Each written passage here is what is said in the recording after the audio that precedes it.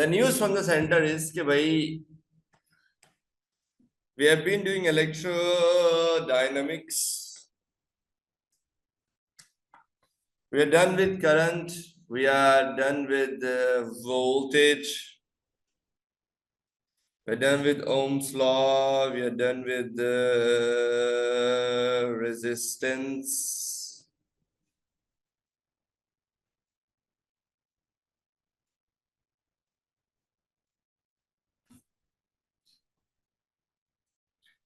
अब आ जाते हैं थोड़ा सा इलेक्ट्रिक सर्किट्स के ऊपर. Okay, placement of voltmeter and amp meter. Like एक सर्किट में how do we place a voltmeter, how do we place an amp meter. We all know we use the voltmeter to find the voltage across a resistor and ammeter to find the current through a resistor. Okay, so let's say there are two resistors that are in series combination. ठीक है ना, ये दो resistors series में, तो R1 and R2 are in series combination. तो अभी ये दोनों सीरीज में, बट अगर मुझे लेट्स से वोल्टेज चाहिए इस रेजिस्टर R1 के across. So if I want voltage across this resistor R1, तो मैं like इसके दो पॉइंट्स के अक्रॉस like voltmeter अटैच कर दूंगा, because voltmeter is always connected in parallel with each other. Voltmeter is always connected in parallel with each other. Parallel में क्यों लगाते हैं, I'll explain. पहली बात तो ये समझ लें कि voltmeter की अपनी रेजिस्टेंस इंफिनिटी होती है. Like voltmeter has an infinite resistance ideally. This is the reason why कि भाई वोल्ट मीटर अपने थ्रू करंट ड्रॉ नहीं करेगा. लाइक यहां से अगर करंट निकलेगा ना, all of this current will pass through these two resistors only and will come back. This voltmeter will not take any current through it ideally, because voltmeter की अपनी resistance infinite होती है. इसीलिए volt meter को जब हम किसी circuit पे अटैच करते हैं ना इन पैरेलल, तो उससे सर्किट पे कोई फर्क नहीं पड़ता. लाइक हो सकता है इस जंक्शन को देख के आप परेशान हो रहे हो कि सर जंक्शन आ गया, जंक्शन आ गया. अब तो ये दोनों सीरीज में नहीं रहे. नहीं नहीं, ये दोनों अभी भी सीरीज में बिल्कुल, क्योंकि आपने पैरेलल में वोल्ट मीटर लगाया हो. वोल्ट मीटर की अपनी कोई रेजिस्टेंस, अपनी वोल्ट मीटर अपना कोई करंट ड्रॉ नहीं करता आइडियली, बिकॉज वोल्ट मीटर की अपनी रेजिस्टेंस इनफाइनाइट होती है. तो despite there is a junction between R1 and R2, इन दोनों के बीच में एक जंक्शन है, बट इसका आगे मतलब ये नहीं है क्योंकि इन दोनों के बीच में एक जंक्शन है तो like this junction would cause these two to be not in series. नहीं, ये दोनों अभी भी सीरीज में.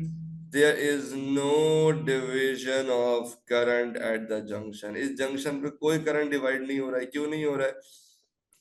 Because voltmeter की अपनी resistance infinite है. तो all of this 2 ampere current will pass through these two resistors.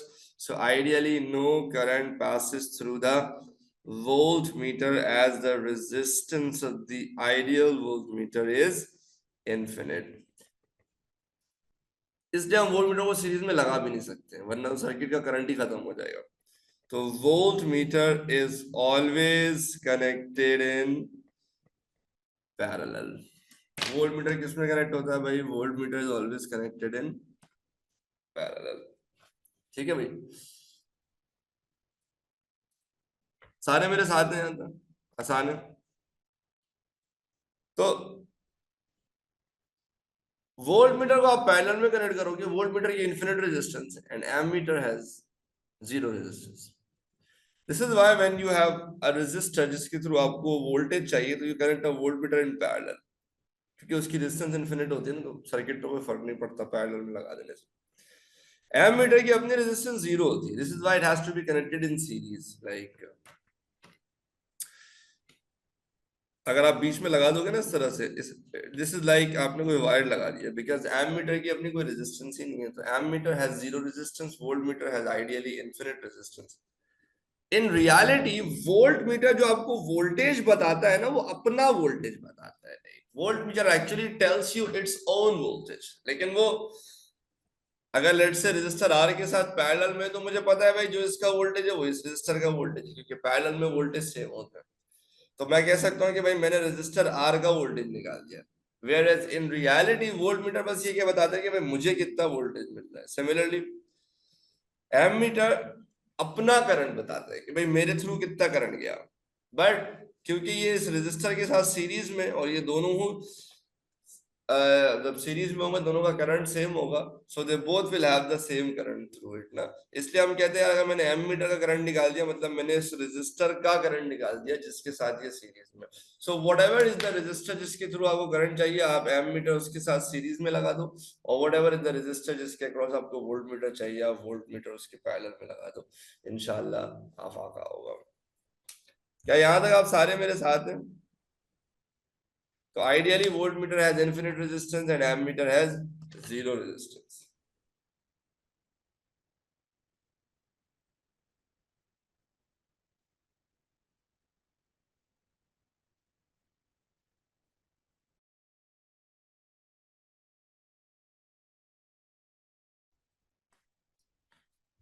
Alright, sorry guys.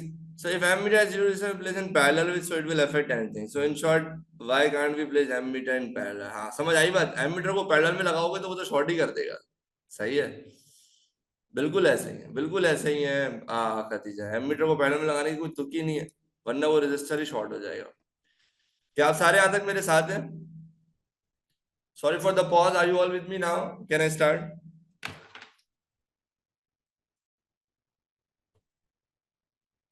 चलो भाई अब तुम्हें एक बेसिक सा सर्किट कराते हैं और फिर तुम्हें एक फिजिक्स का खूबसूरत का कॉन्सेप्ट पढ़ाते हैं, पोटेंशियल ड्रॉप और पोटेंशियल राइज का कॉन्सेप्ट समझाते हैं। सही है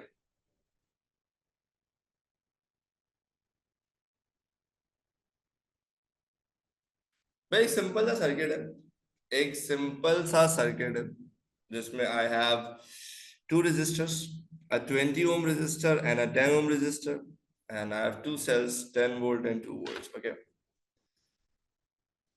ये दोनों सेल सीरीज में, आई होप यू नो कि भाई जब सेल सीरीज में होंगे तो you can add simply their voltages, so you have a total EMF of 12 volts, and let's say V1 is the voltage across R1 and V2 is the voltage across R2. अगर मुझे V1 निकालना है तो because these two resistors are in series combination, so if I want the voltage across this resistor, so I'll keep the resistance of this resistor in the numerator, and then I'll keep the total resistance in the denominator, okay, which is 20 plus 10, and then I multiply with the supply voltage which is 12 volts, so that's 8 volts. ठीक है, similarly अगर मुझे इस resistor के across voltage चाहिए तो I'm gonna keep 10 ohms in the numerator and then 30 ohms in the denominator, and then I'll multiply with the supply voltage which is 12 volts to get the voltage across this resistor which is 4 volts. ठीक है, हम यूं भी कर सकते हैं कि let's say हमारे सर्किट में टोटल करंट है आई, तो मैं पहले सर्किट का टोटल करंट निकाल दूं, V equal I R, so I equal V over R. तो टोटल वोल्टेज कितना है भाई 12, टोटल रेजिस्टेंस कितनी है 12 plus 10 is 30, so I get 0.4 amperes. So ये total current circuit का 0.4 ampere आ गया। Now I can find V equal IR, V equal IR to get the individual voltages. So if I want to figure out V1, I'll use the current into resistance. Current तो सबका same है 0.4, इसके resistance है 20, so I'll get 8 volts, the same answer. Similarly, if I want to find the voltage V2, तो again इसका current है 0.4, इसकी resistance है 10 ohms, I'll get 4 volts. ठीक है भाई, तो वही 8 और 4 ही आंसर आ रहा है। बट ये पढ़ाने के लिए आज मैं फेस वॉश से मुंह धो के थोड़ी आया हूँ, लाइक मैं तो आपको आज कुछ और पढ़ाने आया हूँ। ठीक है, हमें आता है राइट, हर रजिस्टर का अपना अपना वोल्टेज निकाल लिया हमने। आज हम आपको सिखाने आए कि आखिर नोड का मतलब क्या होता है। देखिए, if I mark nodes in this circuit, let's say this is node A, this is B, then this is C, then this is D, और ये तो वापस A हो गया। ऐसा ही ना भाई, नोड्स मार्क करना सबको आता है ना। आज हमें सीखना है नोड्स का मतलब क्या होता है। देखिए, किसी सर्किट में एक गिवन नोड पर एक फिक्स पोटेंशियल होगा, हर नोड का अपना एक पोटेंशियल होता है। So node A has a potential, node B has a potential, node C has a potential and node D has a potential. आप जब कहते हो ना वोल्टेज 8 वोल्ट्स आ रहा है, So this 8 volt is not potential, it's the potential difference between the two nodes now. Okay, let's say if you're getting 8 volts across this 20 ohm resistor, you can say कि potential difference between C and D is 8 volts. Similarly, अगर आप कह रहे हो ना कि भाई voltage 4 volt आ रहा है, तो इसका मतलब this is point A, this is point D. तो आप ये कहना चाह रहे हो कि ए और डी के बीच का जो वोल्टेज है ना, the potential difference between A and D which is across R2 is 4 volts. अब जो मैं कहना चाह रहा हूं उसको प्लीज गौर से सुनिएगा। एक क्लोज लूप ऑफ सर्किट में, एक क्लोज लूप ऑफ सर्किट में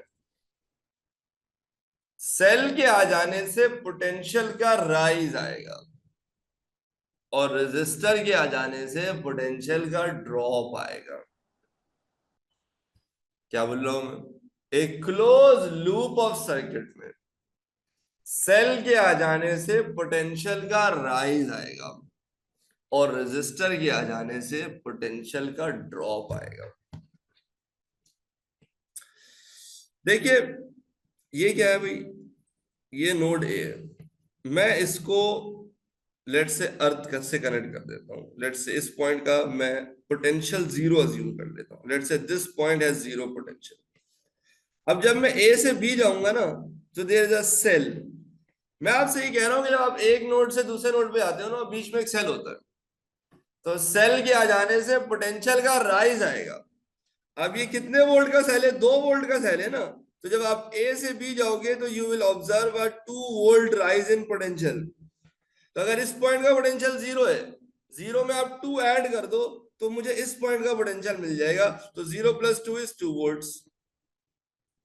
तो मैं ए से बी गया, बीच में एक सेल आ गया, सेल के आ जाने से पोटेंशियल का राइज आ जाएगा।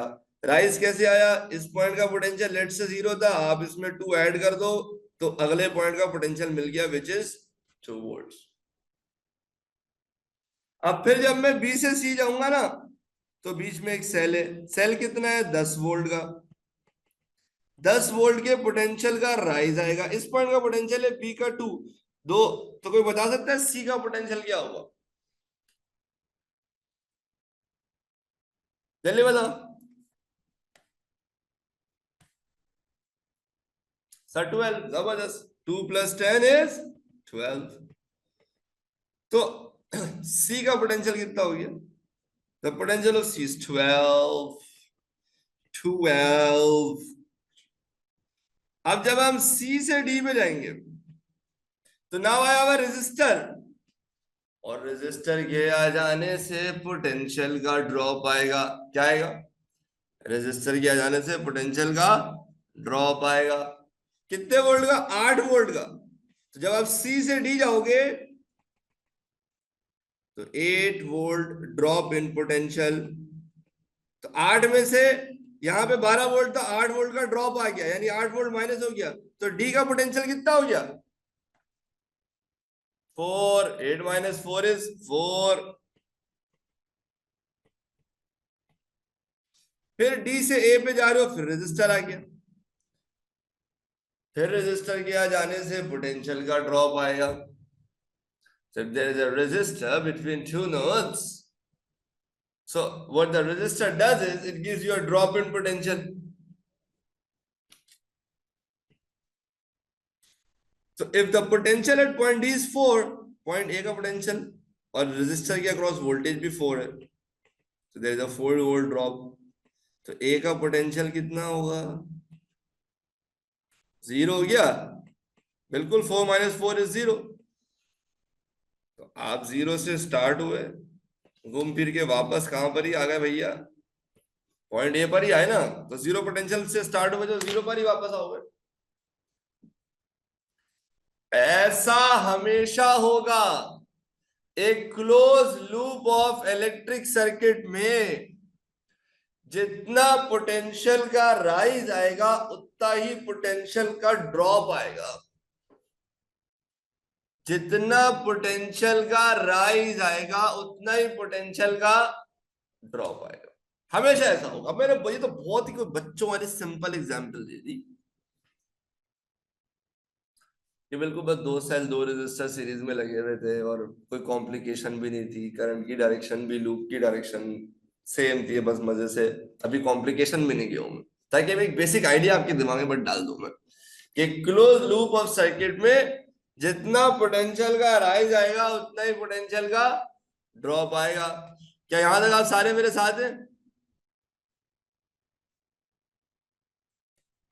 ये जो 8 वोल्टेज मैंने निकाला था ना, अभी कैलकुलेट किया था ना, वोल्टेज डिवाइडर रूल से भी निकाल सकते हो या V इक्वल IR से भी निकाल सकते हो, दोनों तरीकों से निकाल सकते हो कि आपके रेजिस्टर के अक्रॉस कितना वोल्टेज आएगा। नतीजा समझ आ रहा है?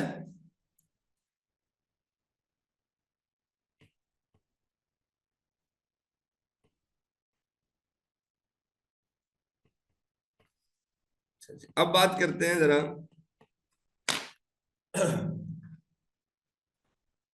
कि सर आखिर एक सेल और एक रेजिस्टर के बीच, एक सेल और एक रेजिस्टर के बीच क्या फर्क है? What is the difference between a cell and a resistor? सही है, I will explain.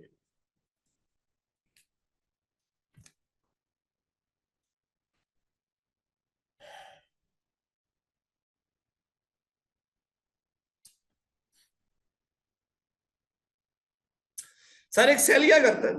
A cell converts chemical energy into electrical energy, ऐसा ही है? एक सेल में इलेक्ट्रोलाइट्स होते हैं, इलेक्ट्रोलाइट्स के अंदर इलेक्ट्रोड्स डिप होते हैं, पता नहीं तुम लोगों ने शायद केमिस्ट्री में पढ़ा हो। And those electrodes start to dissolve, दूसरे पे डिपोजिशन होती है जिससे इलेक्ट्रिकल एनर्जी प्रोड्यूस होना शुरू हो जाती है। आसान भाषा में a cell converts chemical energy into electrical energy. अब क्योंकि हम इलेक्ट्रिसिटी का चैप्टर पढ़ रहे हैं ना, तो हमारे पास एनर्जी की इन प्रिंसिपल 2 टाइप्स है। कौन सी 2 टाइप्स है? इलेक्ट्रिकल एनर्जी और नॉन इलेक्ट्रिकल एनर्जी। तो इलेक्ट्रिकल के अलावा जितनी भी है हमारे लिए वो सब क्या है? बोलो, नॉन इलेक्ट्रिकल।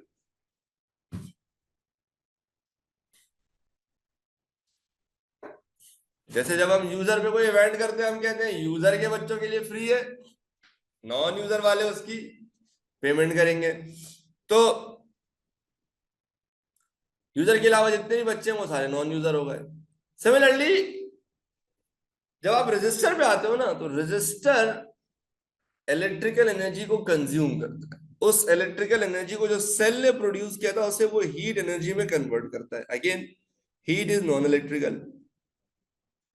तो पहली बात तो समझ लें कि सेल और रेजिस्टर का प्रिंसिपल डिफरेंस ये है कि cell produces electrical energy, whereas the resistor consumes electrical energy.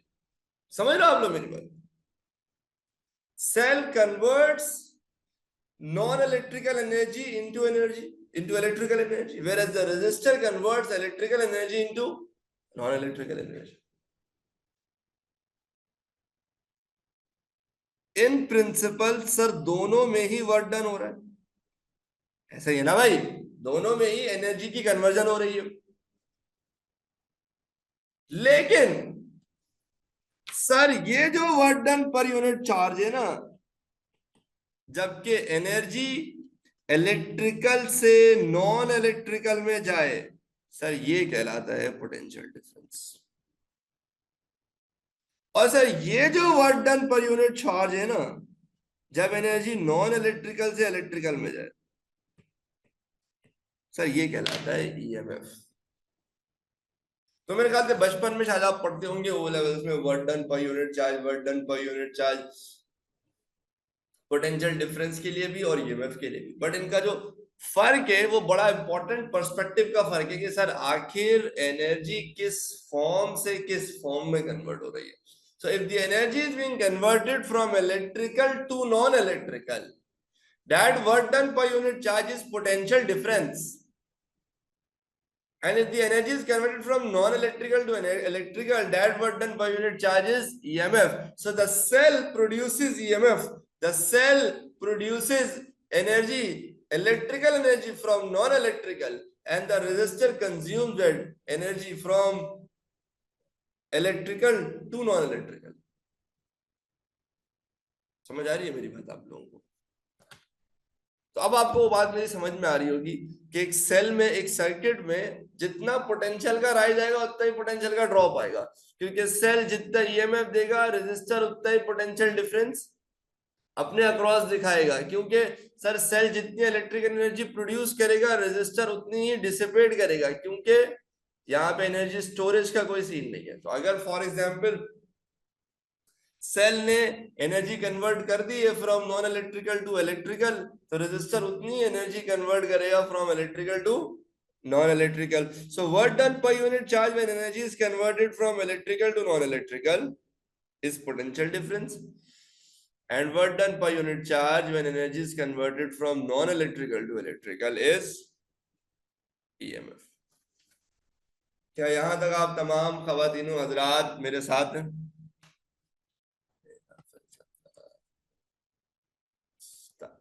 Are you all with me?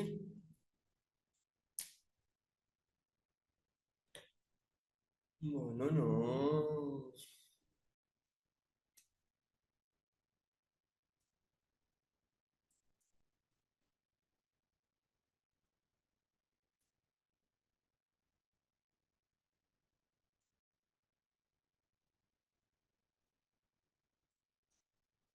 और अब हम पढ़ेंगे आज का सबसे खूबसूरत concept, which is the concept of internal resistance. ठीक है भाई। Now sir what is internal resistance? इसको समझने के लिए let me explain you something. और अब आपको बहुत गौर से ना अगले 10-15 मिनट मुझे सुनना पड़ेगा, ठीक है? So every one of you please be very attentive, okay? See I have a cell, okay, and I connect this cell to a voltmeter. और अभी ये सेल बिल्कुल आपकी तरफ फॉरएवर अलोन है। सही है। इस वक्त वोल्ट मीटर की रीडिंग आ रही है 8 volts, ठीक है? So right now the reading on the voltmeter is 8 volts when the cell is forever alone. हम कहते हैं इस वक्त जो रीडिंग आप इस सिचुएशन में, जब सेल किसी सर्किट से कनेक्टेड नहीं है, किसी रेजिस्टर से कनेक्टेड नहीं है, अकेला है, तन्हा है, इस पॉइंट पर वोल्ट मीटर जो रीडिंग दे वही रीडिंग ईएमएफ है सेल का। तो इसका मतलब सेल का ईएमएफ है 8 वोल्ट। जरा गौर से सुनते रहिएगा आप सारे, ठीक है? वही सेल है, वही वोल्ट मीटर है, और वैसे ही लगे हुए हैं। बट अब एक फर्क है। वो फर्क ये है कि सर अब इस सेल के साथ एक रेजिस्टर कनेक्ट हो चुका है। क्या हो चुका है? सेल के साथ एक रेजिस्टर कनेक्ट हो चुका है, ठीक है?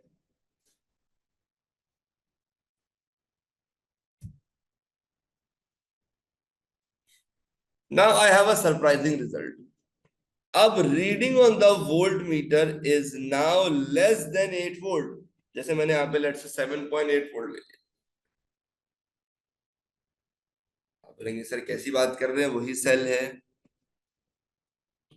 वही वोल्ट मीटर है, वैसे ही लगे हुए हैं, ये एकदम से क्या हो गया वोल्ट मीटर की रीडिंग को? ये 8 वोल्ट से 7.8 वोल्ट कैसे आ गया? सर क्या सेल का ईएमएफ कम हो गया है? नहीं, नहीं, सेल का ईएमएफ अभी भी 8 वोल्ट है। ये तो सर फिर यहाँ पे 8 वोल्ट क्यों नहीं आ रहा?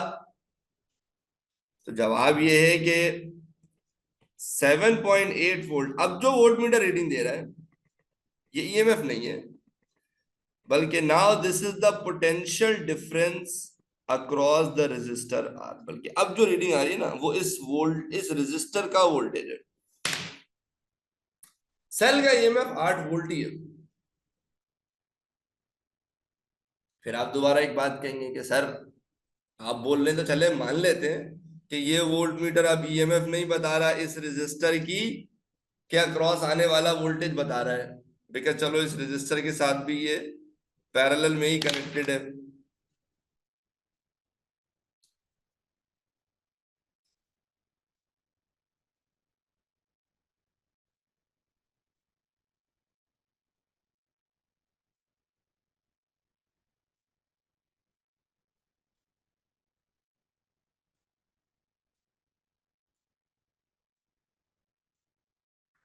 एक मिनट रुकिए।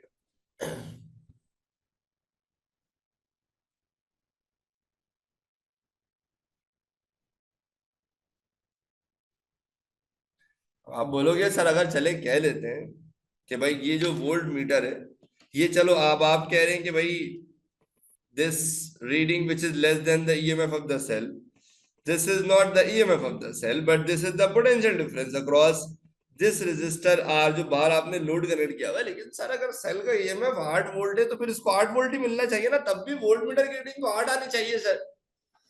वोल्ट मीटर की रीडिंग कम क्यों आ रही है? आपको प्रॉब्लम समझ आ रही है भाई? If the cell has an EMF of 8 volts और आप कह रहे हो कि सेल का ईएमएफ यहाँ पे 8 वोल्ट ही है, और आप कह रहे हो कि यार अब की बार ये वोल्ट मीटर जो रीडिंग बता रहा है वो इस रेजिस्टर के अक्रॉस वोल्टेज बता रहा है, तो सर अगर 8 वोल्ट का सेल है तो फिर इसको 8 वोल्ट ही दो ना, यहाँ पे 8 वोल्ट से कम क्यों आ रहा है? आपको सवाल समझ आ रही है? You understand the problem, then I explain what is happening here and then you will understand the concept of internal resistance. सही है? बोलो नो, डिसोजा, शायान, अली मोहम्मद, अयान बेग, अभी पकोड़ों में बहुत टाइम है। हैदर शेख, हामिद, सानिया, मिकाइल, रिजवान, तुम लोग के दिमाग में अभी से पकोड़े, समोसे, जलेबियां। मिकाइल देखो क्या मैसेज कर रहा, हाथ छोड़े पकोड़े जल जाएंगे। अभी ये वाले दिन मेरे आए बेटा, तुम लोगों के नहीं आए। पढ़ाई करो पढ़ाई।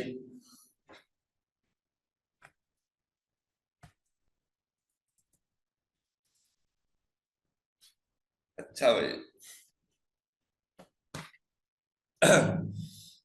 तो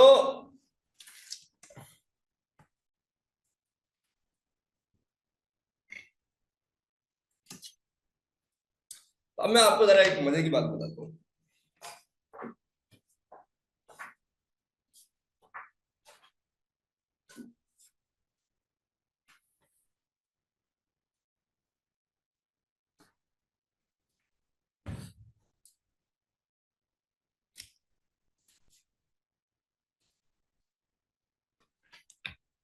तो अब मैं आपको एक मजे की बात बताता हूँ, सही है? वो मजे की बात क्या है, एक सेल को मैंने एक रेजिस्टर से कनेक्ट किया, ठीक है? I connect a cell to this resistor, जिसकी वजह से रेजिस्टर में करंट आना शुरू हो गया, सेल हीट अप कर गया, वो रेजिस्टर हीट अप कर गया, सही है? अच्छा, रेजिस्टर हीट अप कर गया, this is something that I should expect. Sir resistor का काम ही हीटिंग प्रोड्यूस करना है, तो अगर रेजिस्टर हीट अप कर गया तो उसमें प्रॉब्लम क्या है? ऐसा ही है ना? ठीक है, सो फार सो गुड। बट थोड़ी देर बाद जब मैं सेल को हाथ लगाता हूं, जब मैं सेल को हाथ लगाता हूं तो मैं देखता हूं सेल भी हीट अप हुआ है। Now this is a surprising result, क्योंकि सर सेल का काम हीटिंग प्रोड्यूस करना नहीं है, सेल का काम तो इलेक्ट्रिकल एनर्जी प्रोड्यूस करना है। वी जस्ट डिस्कस कि भाई cell produces electrical energy and the resistor dissipates that electrical energy, sir वो उसे हीट में कन्वर्ट करता है। तो सर सेल हीट अप हो गया थोड़ी देर में, ये क्या मसला है? तो मैंने सेल को कॉल किया, मैंने कहा भाई साहब ये आप किस लाइन में आ गए हो? आपका काम तो इलेक्ट्रिकल एनर्जी प्रोड्यूस करना था, आपका काम हीट एनर्जी प्रोड्यूस करना थोड़ी था, वो तो इन बदमाश रेजिस्टर्स का काम था। आप यकीन जाने सेल की आंखों में आंसू आ गए, उसने बोला भैया क्या बताएं आपको, मसला ये है कि जब मैं किसी रेजिस्टर से कनेक्ट होता हूं और मेरे थ्रू करंट आता है, जब मैं किसी रेजिस्टर से कनेक्ट होता हूं और मेरे थ्रू करंट आता है, तो वो करंट जाहिर सी बात है मुझ में से भी तो गुजरता है, और मेरे अंदर है इलेक्ट्रोलाइट्स। उन इलेक्ट्रोलाइट्स के कैटाइंस एनाइंस में की मूवमेंट शुरू होती है, उनकी मुलाकातें होती हैं, गुत्तम गुत्ती मुक्का मुक्की धक्का धुक्की चलती है, जिसके चक्कर में सर थोड़ी बहुत हीटिंग सेल भी प्रोड्यूस कर देता है। थोड़ी बहुत हीटिंग क्या कर देता है? सेल भी प्रोड्यूस कर देता है। तो अगर आप इन दो सर्किट्स को गौर से देखें, इन दो सर्किट्स को गौर से देखें, इस सर्किट में कोई करंट नहीं है, क्योंकि वोल्ट मीटर की रेजिस्टेंस होती है infinite, hence there is no current through the cell. Sir यहाँ पर रेजिस्टेंस इन्फिनिट है, करंट नहीं है इस सर्किट में। इन दो सर्किट का प्रिंसिपल डिफरेंस ये है। दूसरे वाले में क्या सीन है कि सर ठीक है वोल्ट मीटर अभी यहाँ पे भी कोई करंट नहीं ले रहा, लेकिन सर यहाँ तो करंट आएगा ना, तो ये करंट मस्त जबरदस्त इधर पॉजिटिव से निकल के नेगेटिव की तरफ चला जाएगा। तो अब इन दोनों सर्किट में फर्क ये कि इसमें कोई करंट नहीं है एंड यहां पर देयर इज करंट। अब जब ये करंट सेल के थ्रू जा रहा है ना, तो सेल की जो अपनी रेजिस्टेंस है, यानी सेल के अंदर जो इलेक्ट्रोलाइट्स की वजह से जो रेजिस्टेंस प्रोड्यूस हो रही है, this is called the internal resistance of the cell. वो क्या कर रही है, वो पावर डिसिपेशन कर रही है, उसकी वजह से वोल्टेज का ड्रॉप आ रहा है। तो सबसे पहली बात तो हमें ये पता लगी कि सर इन रियलिटी प्रैक्टिकली एक सेल का काम है इलेक्ट्रिकल एनर्जी प्रोड्यूस करना, बट क्योंकि सेल की अपनी एक रेजिस्टेंस होती है, सेल के अपने अंदर एक रेजिस्टेंस है कि जब सेल के थ्रू भी तो करंट जाएगा। तो सर एक सेल सिर्फ इलेक्ट्रिकल एनर्जी प्रोड्यूस नहीं करता बट वो इलेक्ट्रिकल एनर्जी को डिसिपेट भी करता है। थोड़ा सही से, थोड़ा सही से। तभी तो अगर ये 8 वोल्ट प्रोड्यूस कर रहा है तो पूरा 8 वोल्ट इस रेजिस्टर को नहीं मिल पा रहा है, because there is some voltage drop because of the internal resistance of the cell, कि सेल की अपनी एक रेजिस्टेंस होती है। अब हम परेशान यहाँ पे हो गए कि भाई हम इस चीज को सर्किट में कैसे रिप्रेजेंट करें। आप ही कहना चाह रहे हो कि एक सेल, एक्चुअली एक सेल तो है, साथ में एक रेजिस्टर भी है, क्योंकि वो थोड़ी बहुत एनर्जी डिसिपेट भी करता है, खुद ही करता है, जो पैदा कर रहा है ना उसी में से खुद डिसिपेट भी कर लेगा जब उसके थ्रू करंट जाएगा। तो मोहल्ला कमेटी बैठी और उन्होंने फैसला ये किया है कि एक काम करते हैं, सेल के साथ एक छोटा सा रेजिस्टर अटैच करते हैं। इसको जरा गौर से देखिएगा, और इस सेल और रेजिस्टर को एक डॉटेड बॉक्स में इनक्लोज कर देते हैं। क्या कर देते हैं, एक डॉटेड बॉक्स में इनक्लोज कर देते हैं। अब जब भी आप किसी जगह इस तरह से देखेंगे, you have a cell and then you have अ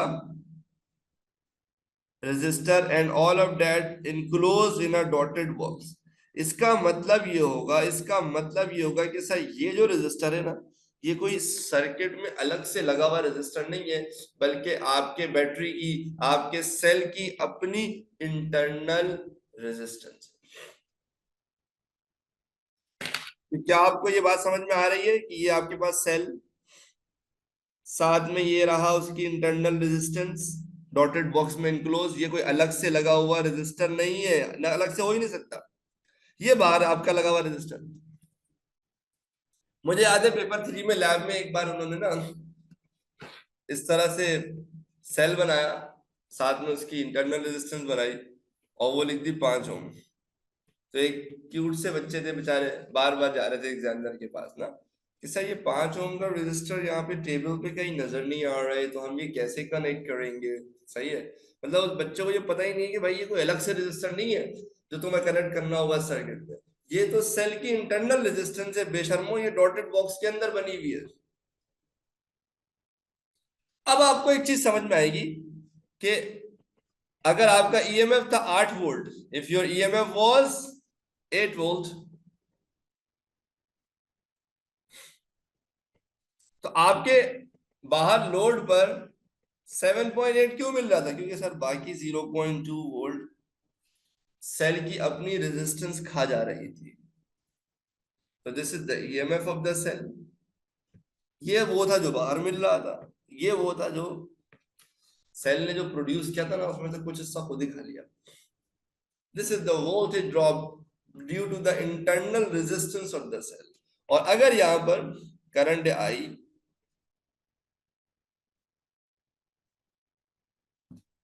तो इस रेजिस्टर के अक्रॉस वोल्टेज हो जाएगा I इंटू कैपिटल R,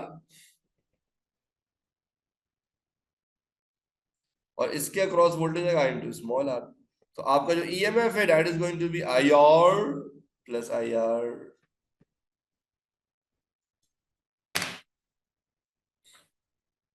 समझ आ रही है आप लोगों को मेरी बात?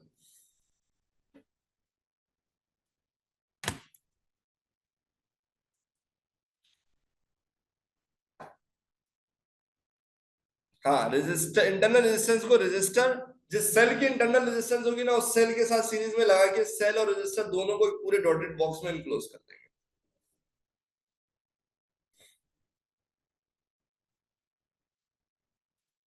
लॉस्ट का मतलब, लॉस्ट सेल की वजह से, यानी बाहर लोड पे नहीं गया, वो सेल ने खुद ही अपने पास ही यूज कर लिया उसको।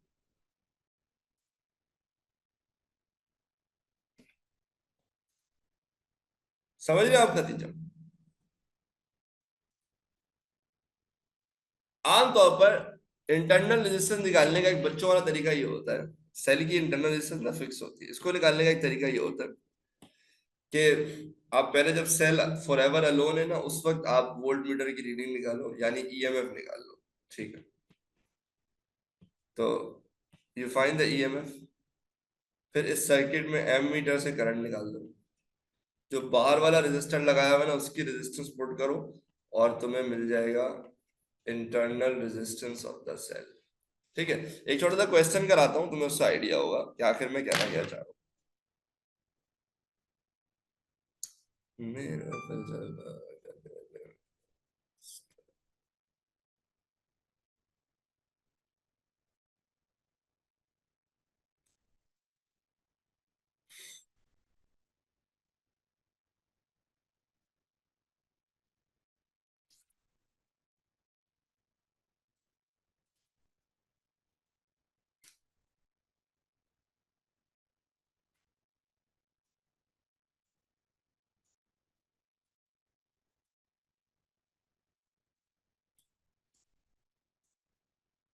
हर सेल की इंटरनल रेजिस्टेंस होती है।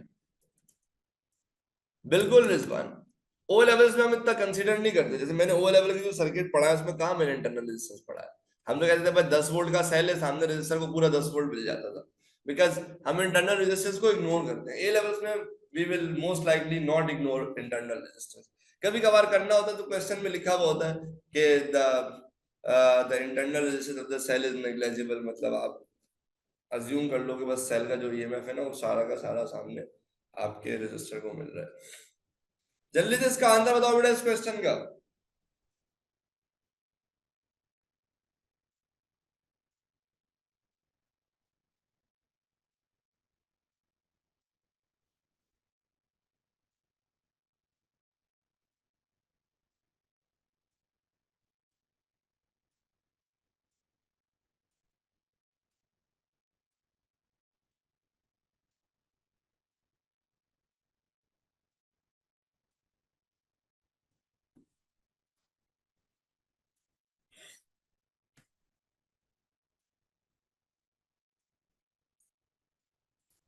जल्दी आंसर बताओ, anyone have the answer please. इस क्वेश्चन को सॉल्व करके इंटरनल रेजिस्टेंस जरा निकाल के दो।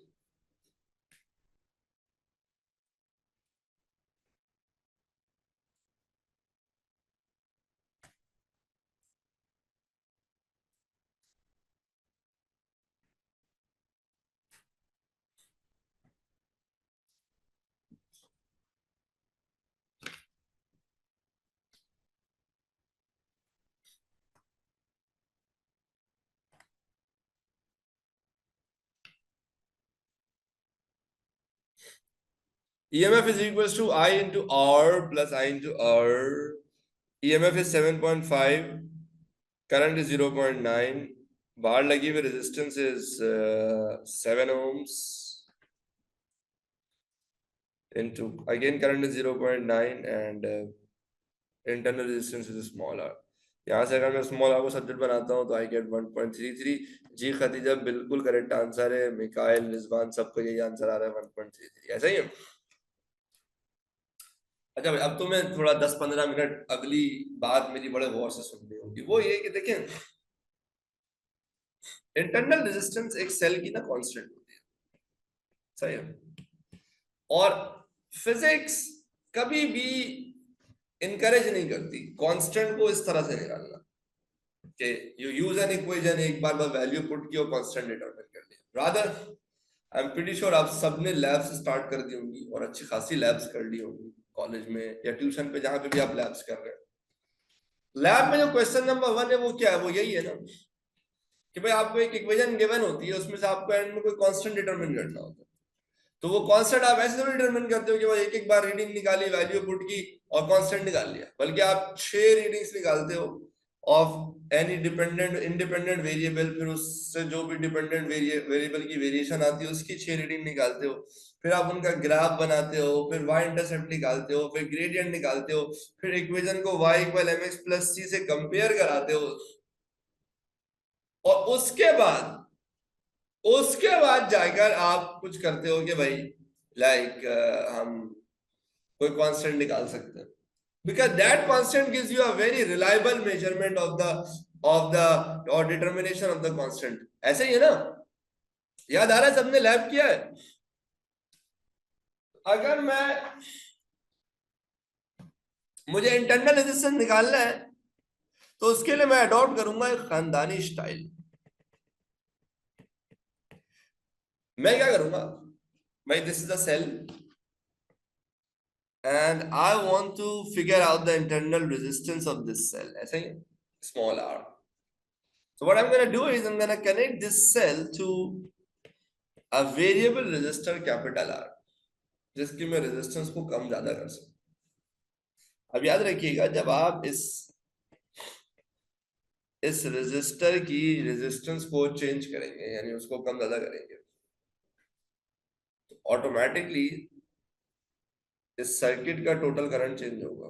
जब सर्किट का टोटल करंट चेंज होगा तो इस रेजिस्टर के अक्रॉस आने वाला वोल्टेज भी चेंज होगा। तो द आइडिया इज कि व्हाट आई डू इज कि मैं इस रेजिस्टर की रेजिस्टेंस को चेंज करूं और डिफरेंट वैल्यूज ऑफ रेजिस्टेंस पर वोल्टेज की डिफरेंट वैल्यूज निकालूं। आप समझ रहे हो मेरी बात कि भाई मैं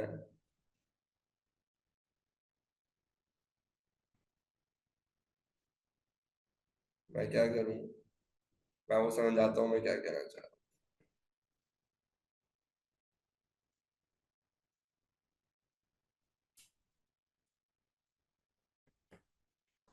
हूं। मैं आपसे ये कहना चाह रहा हूं कि सर आप रेजिस्टेंस की 6 डिफरेंट वैल्यूज पर वोल्टेज की 6 डिफरेंट वैल्यूज निकालें, ठीक है? और फिर देखें, और फिर आप इंटरनल रेजिस्टेंस निकालने की कोशिश करें। अब कैसे ये है थोड़ा सा ट्रिकी लेकिन मजेदार है, इसलिए थोड़ा गौर से सुनना, ठीक है भाई? You know the equation, let's say I is the current through the circuit, तो E minus V is equals to IR। इसे जो आपने EMF प्रोड्यूस किया और जो वोल्टेज इसके अक्रॉस आया बाहर, इनको माइनस कर दो तो आपको ये पता लग जाएगा कि आपके इंटरनल रेजिस्टेंस के अक्रॉस कितना वोल्टेज ड्रॉप आ रहा है। अच्छा, इस रेजिस्टर के across voltage is simply I into capital R, ऐसा ही है, I into capital R। V की जगह I will write I into capital R, बाकी small I R as it is. तो ये इक्वेशन वही बन गई ना, E equal I R plus I into small r, ऐसा ही थोड़ी देर पहले अभी हमने बनाया। यहां से आप एक काम करो, इस I को कॉमन निकाल दो, तो I into R plus small r। भाई इन दो इक्वेशंस में किसी को कोई कंफ्यूजन तो नहीं है? सारे मेरे साथ हैं? बोलो नो, are you all with me? है भैया?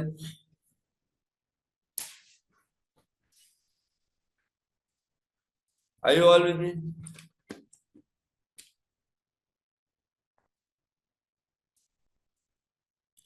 तो खदीजा, तो मेरी बात समझ में आ रही है ना भाई? ये जो ईएमएफ है, this is equal to voltage across this and voltage across this ना, I into capital R plus I into small R. अभी थोड़ी देर पहले तो ये इक्वेशन बनाई है, सही है?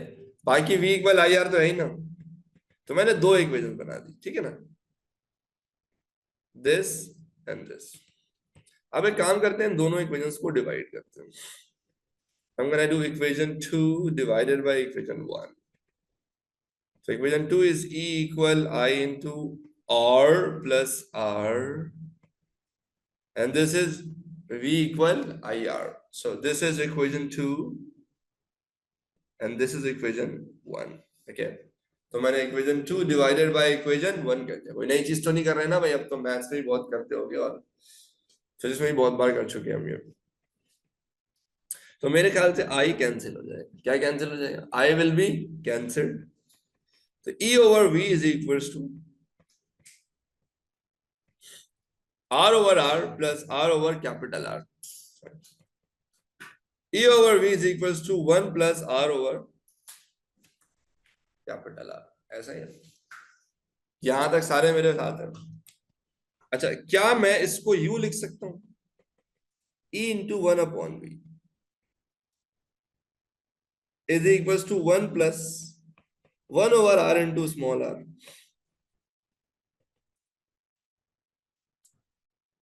अरे बोलो ना.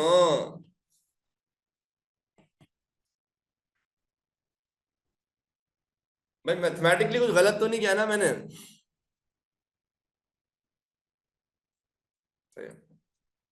अब अगर आप मोहब्बत भरी निगाहों से देखें तो ये 1/V और 1/R का एक लीनियर रिलेशनशिप है. क्या है?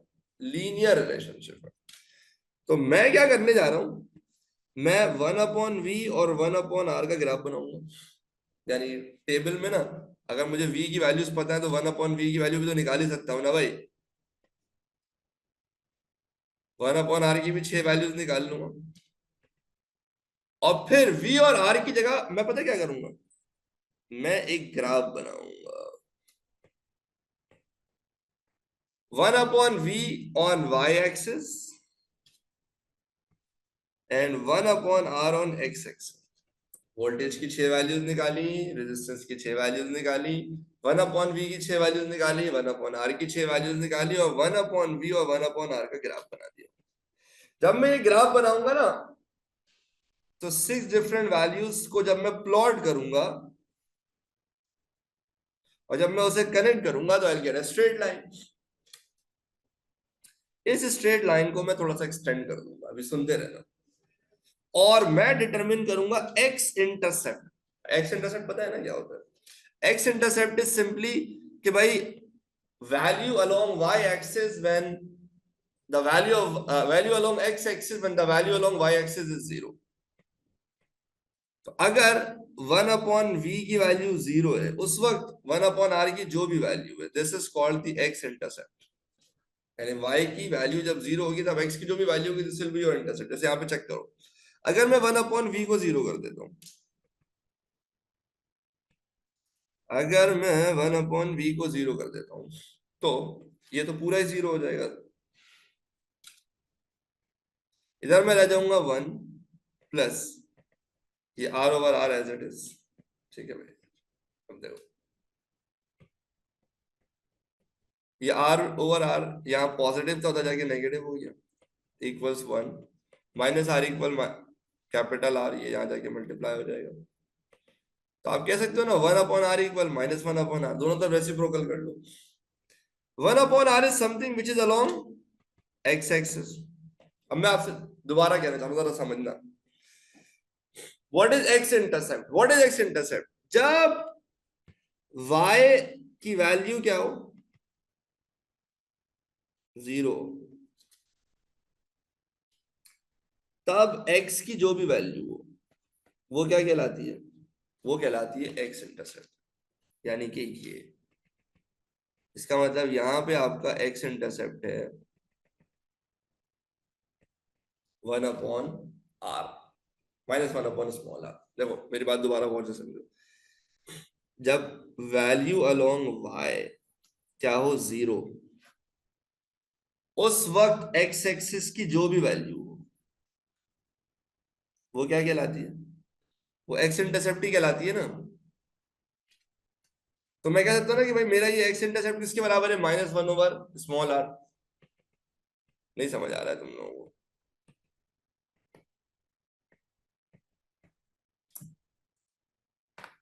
अब लेट से यहां पे तुम्हारे पास जो वैल्यू आ रही है ना ग्राफ में, एक्चुअली वो आ रही है -5. तो 1/r=5, r=1/5 मतलब 0.2 ohms।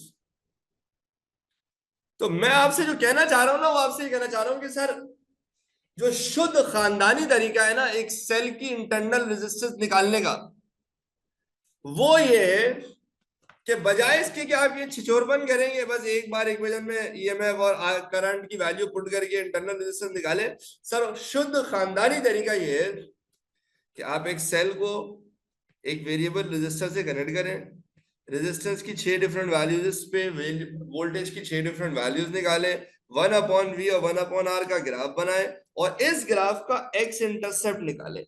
वो एक्स इंटरसेप्ट जो भी आए ना, जैसे इसके से -5 आ रहा था सर, उसको आप इक्वल ले लें -1/R के। अब यहां से आप स्मॉल r यानी इंटरनल रेजिस्टेंस की वैल्यू निकाल लें, इंशाअल्लाह आप वाका होगा।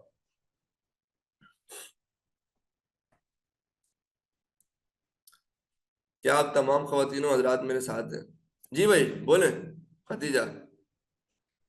सर मुझे आपसे ये पूछना था कि जो लाइक आपने बताया कि जो वोल्ट मीटर अपनी रीडिंग बता रहा होता है, तो जब हाँ हम इसे कनेक्ट करा हमने ये जो रजिस्टर था सेल के साथ इन सबका, तो जो वोल्ट मीटर ने जो रीडिंग बताई थी 7.8, वो सेल से निकलने वाला ईएमएफ था ना, क्योंकि जो सेल से ईएमएफ।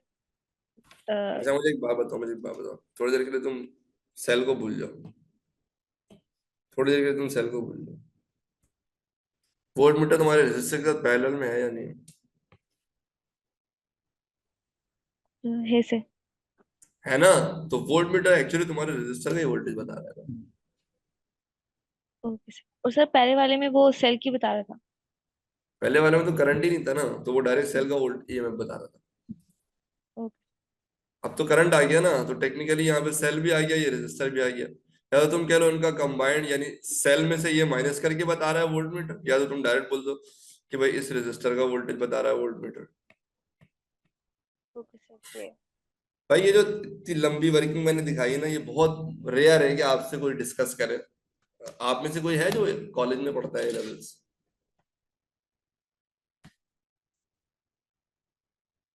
किसी ने भी कॉलेज में ये चीज पढ़ी है? इंटरनल रेजिस्टेंस निकालने का ये मेथड सही है? सही है ना? हाँ। क्योंकि लाइक मसला ये है कि यार ये बहुत कम लोग डिस्कस करते हैं। मैं असल में, ये मैंने इसलिए डिस्कस किया, मुझे थोड़ी सी मेहनत लगती है लेकिन काम पक्का हो जाता है। एक तो इंटरनल रेजिस्टेंस का आपको कॉन्सेप्ट क्लियर हो जाएगा कि भाई ये कांस्टेंट वैल्यू होती है यार सेल की, उसको निकालने की थोड़ी मेहनत करनी पड़ती है। दूसरा ये कि मैंने देखा है पास्ट पेपर्स में ना, कभी कभी वो इसके ग्राफ से खेल जाते हैं। तो एटलीस्ट अगर आपको पता होगा ना कि लाइक आप ग्राफ्स को यूज करके y=mx+c से कंपेयर करा के इंटरनल रेजिस्टेंस निकाल सकते हो, तो आई एम प्रीटी कॉन्फिडेंट कि इंशाल्लाह आपको एग्जाम में परेशानी नहीं होगी। तो क्या यहां तक आप सारे मेरे साथ हैं? अगली क्लास बहुत एक्साइटिंग है, इंशाल्लाह बहुत मजा आएगा आप सबको। तो कल हमारी क्लास कितने बजे शेड्यूल हुई है बाय द वे?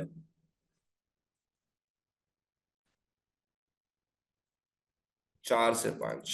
ओके, मिलते हैं इंशाल्लाह कल की क्लास में। अपना ख्याल रखिएगा। अल्लाह ने के बाद। अब पकौड़े पे जरा हल्का हाथ रखिएगा, बाकियों के लिए भी छोड़ दीजिएगा।